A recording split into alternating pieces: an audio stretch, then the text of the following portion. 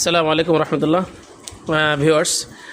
আমার বন্ধু মৌলানা মুফতি মিনহাজুল ইসলাম আমার বাবার হিজামার পরেই আমাদের ছাত্র দারুল উলুম গোলচমট ফরিদপুরের ছাত্র হাফেজ নাহিদের পলিপাসের অনেক দিনের সমস্যা ছিল।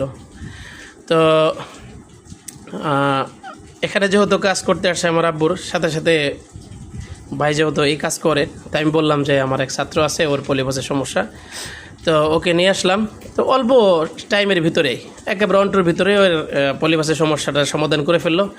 এখন যার সমস্যা সমাধান হয়েছে তার কাছে জিজ্ঞাসা করব, সে এই যে সমস্যাটা সমাধান হইলো সে কোনো রকম ব্যথা অনুভব করেছে কিনা, সেটা আমি তার থেকে সরাসরি তার মুখ থেকে শুনবো। নাহিদ, তুমি বলো, তোমার কোনো ব্যথা অনুভব হয়েছে? তো নাহিদ বলছে যে ওর কোনো রকম ব্যথা অনুভব হয় নাই, কোনো কষ্ট নাই, এখনও সে ইজিলি আছে। বাংলাদেশে অনেকেই বলে বা অনেকেই অ্যাসিড দিয়ে করে থাকে এটা সেটা। তা আমি যে তোমাকে যে ওষুধ দিয়ে করছি ওই ওষুধটা আমি অবশ্যই, আমি যদি বলো যে আমি গালেও দিয়ে দেখাইতে পারি, 100% যে অ্যাসিড মুক্ত, একদম অ্যাসিড মুক্ত ন্যাচারাল ওষুধের অয়েলের মাধ্যমে করলাম।